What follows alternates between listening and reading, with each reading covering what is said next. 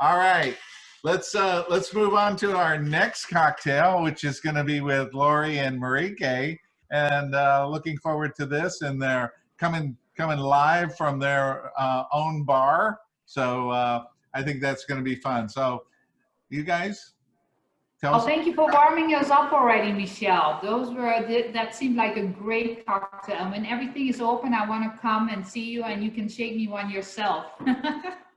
You bet. Thank you all.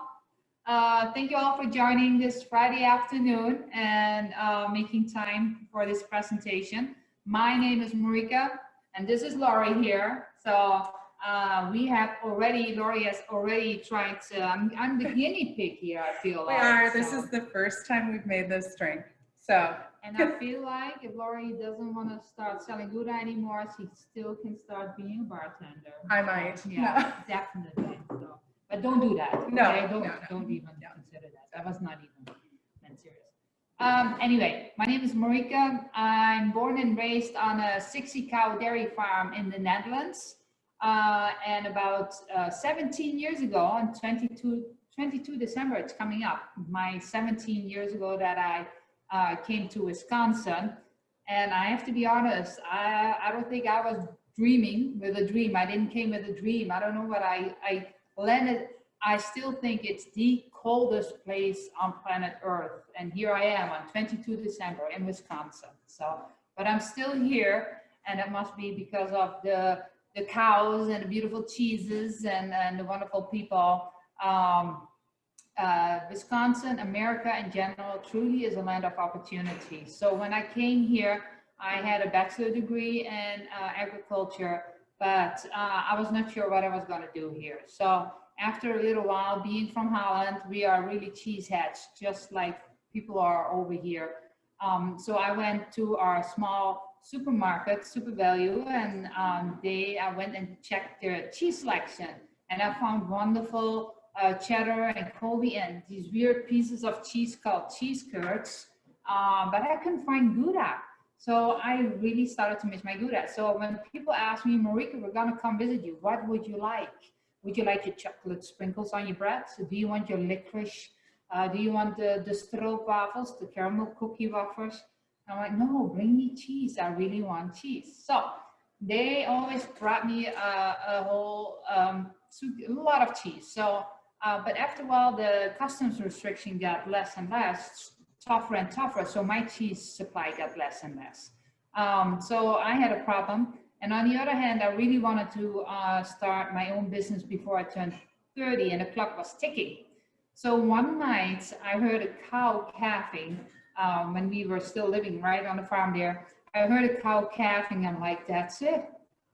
We have the good Wisconsin milk right here on the farm, and I want to start my business, and I miss my Gouda. So next day I came in contact with Norm Monson from Dairy Business Innovation Center, who would help. They would help fund people that have a farmstead idea. So I had to come in front of a commission, and they granted me 240 hours of consultancy, but they also told me to go and get my Cheesemakers license. So apparently Wisconsin is the only state on planet Earth, and that's the only state that I landed that requires a license. So I went back to school. I also went back to Holland, worked along with a lady that had 10 cows and a farmer that had 200 cows, one day each, and I combined a little bit the recipe. And when I came back, then we started tweaking. Well, I tried both recipes, but they both were not my recipe. So I added some of my own things to it, and that's how we came up with the Marieke Gouda recipe. We have been very fortunate. We won within 5 months our first award, and we won over 660 awards so far. One of the biggest one was in 2013. We were nominated Best Cheese in America, and that's how I got my green card. So I don't have to hide the business anymore. I can be out in the open. No worries, I was legal, just a joke. Anyway, so today we're trying some of the cheese. Right, we're trying mature today. And that's my green card cheese, I always say. So this is how, through the extraordinary abilities, we got the cheese. So it's, I talked with an immigration lawyer. He says, you got it through the extraordinary ability route. What are you doing? what do you do? Because normally it's only professors and athletes and I don't know. I'm like, we're a farmer. Yep, we're a farmer. So, but yeah, and we make cheese out of our milk. Our milk, our cows, we are a farmstead. That means that we have the cows right here on the farm where we make also cheese. The same thing with Lynn, who will come next. The milk comes straight through a pipeline into our cheese fat, and it's very warm and from the cow's body temperature. Still think we have a Guinness Book of Records going on, like within 5 hours from cow into a finished product.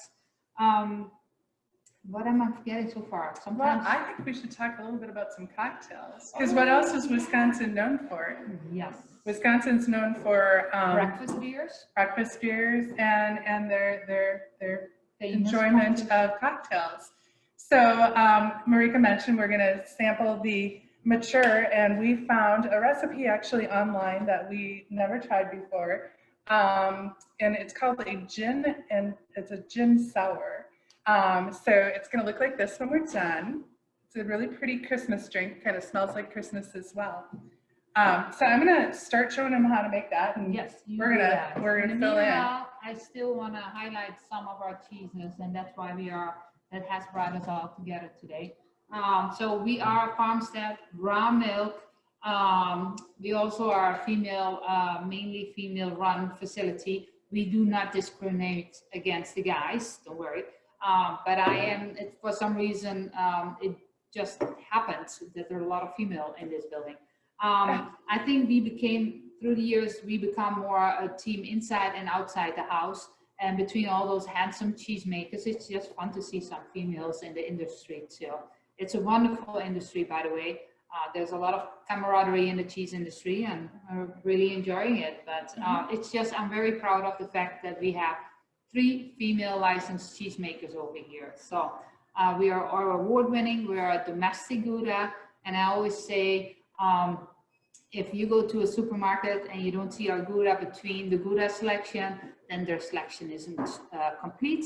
So if you see that, you are a Gouda ambassador right now, so please say something about it. Anyway, so continue. Here we go. We're going to start with our gin sour, and we're going to use Tanqueray. We picked Tanqueray because neither Marieke or myself were not experienced gin drinkers, and we thought this would be really an easy gin that everyone can find. So that's what we're going to start with. We're going to pour it into our little shaker, and we start with 2 ounces. So we got our first ounce, then our second one. You know, I bartended in college. Did you? That was a long time ago. Yeah, so here's our second ounce. So the goal of this drink is first we're going to dry shake. So there's no ice in our shaker. So we're going to add our first 4 ingredients. The next ingredient is going to be the sweet part of our sour, and I'm using Rose's Simple syrup, and you're going to do 3/4 of an ounce of this. A little bit more there. Pour that into our shaker as well, and then we're using fresh lemon for the sour part, and this is really the key to pairing this cocktail with our cheese, because the acidity complements the caramel flavors notes of the cheese. So I have my little lemon, and I'm just gonna roll it to get it good and soft, and then squeeze the lemon juice out of it, hopefully. It's really squeezing. And we're gonna use 3/4 of an ounce of the lemon. Oops, need a little more.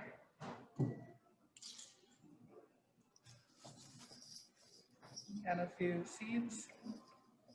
Okay, so we have our lemon juice, freshly squeezed. I'm sure you could cheat on that, but I always think that fresh lemons are better.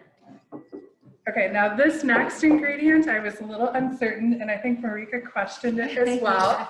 We're actually adding egg white. It's calling for egg white, where we're gonna actually add a 1/2 ounce of egg white. And that is actually to create the froth. Oh, that's too much. And so we're going to add that to our shaker as well. And that's going to add a nice frothiness to our cocktail. And that is why we're dry shaking it. So I'm going to actually wrap a towel around my shaker so I don't get Marieke full of cocktail. And you're going to shake this for 15 seconds. So do you have a story that takes 15 seconds? Oh, so in Holland, Gouda. Thank you. Did not Thank you.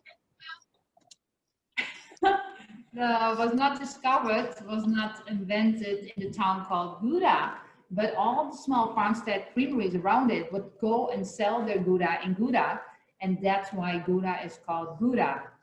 The other fun part is also in Holland, people are called cheeseheads, just like over here. The reason for that is that in the earlier days when the Dutch would go to war, they would go those round cheese molds where they put the cheese in to get the round wheel shape. They would use those as a helmet on their hat. So I'm not sure how bulletproof they are, but we have like almost 18 million people in Holland, and Holland fits about 4 or 5 times in the state of Wisconsin. So the survival rate was pretty high. Great. Great. While Marieke was talking, I shook our shaker for the 15 seconds, maybe a little longer, and then I added some ice to it, and I'm shaking it enough to get it nice and cold. And hopefully it's still going to be frothy. We'll see. So then you're going to pour it into your little rocks glass. Not a lot of froth. A little bit. So we have our cocktail. So then I made it unique by adding just a little bit of the maraschino cherry juice. And that's really what we're using as our, to make it pretty with our lemon slice. It is gorgeous and it tastes wonderful. It tastes like Christmas, actually. I think it's a really festive drink. It's very refreshing as well with the sour. So should we try it with our cheese? We sure should. Okay, cheers. Cheers. I love it. Some cheese?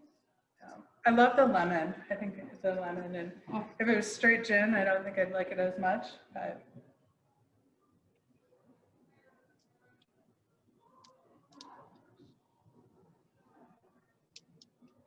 Yep, I could serve this at a cocktail party. I would say hooray for Laurie and hooray for Google. Yes, yeah. So if you're looking for cocktails to pair with your cheeses, you can Google that. That's exactly what we did.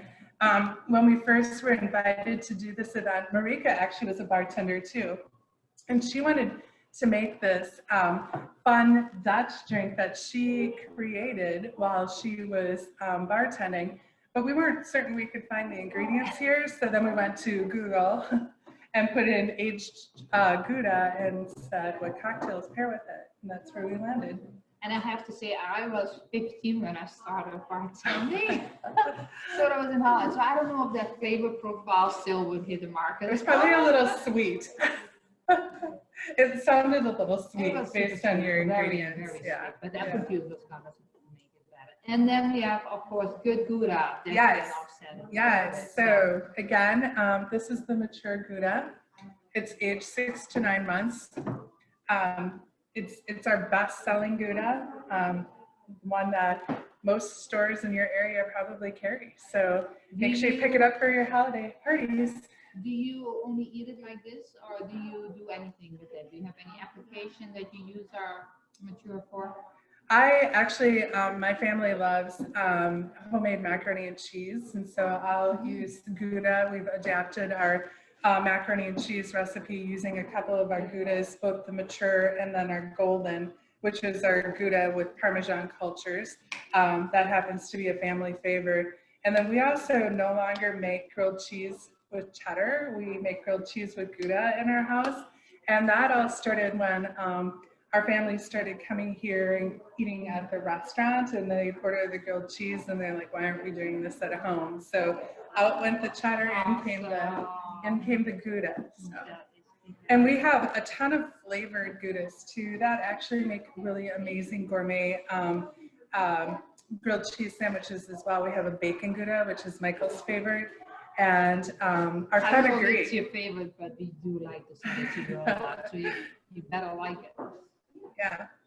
So, Yeah, I have one fun story. So one of my neighbors, well, when I started this, he goes, Marieke, what is Gouda? So I had to explain him what is Gouda. Tom, neighbor Tom. And then after that, he says, but Marieke, will there be enough Dutch people that will eat it? Like, did you really thought this idea through? And of course I didn't think it through, but fake it till you make it sometimes. And so then his wife Karen told me, well, like a year later or something, she said, Marieke, I have to tell you this about Tom. So we had some cheese in the refrigerator, and Tom, it was a little bit dark, and he cut some off, and he throws it in his mouth without even paying attention, and he goes, what's wrong with Marieke's cheese, you know?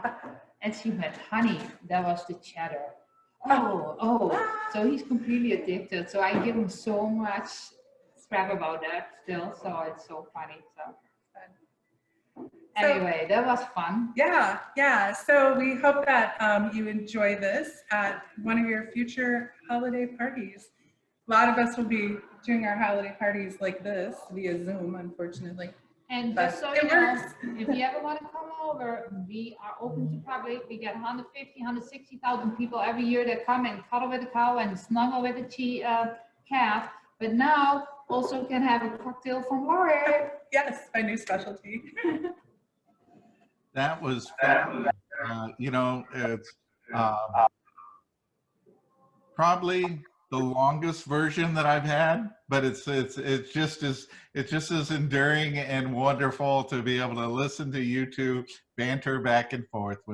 That's part of the beauty of it. And you know, thank you for so much. The cocktail, fabulous. The cheese, you know, I've been sitting here gnawing on it. I'm almost well, I have enough left over for another round of cocktails. So, but just so you know, like before, it does go well with Basil Hayden's dark rye.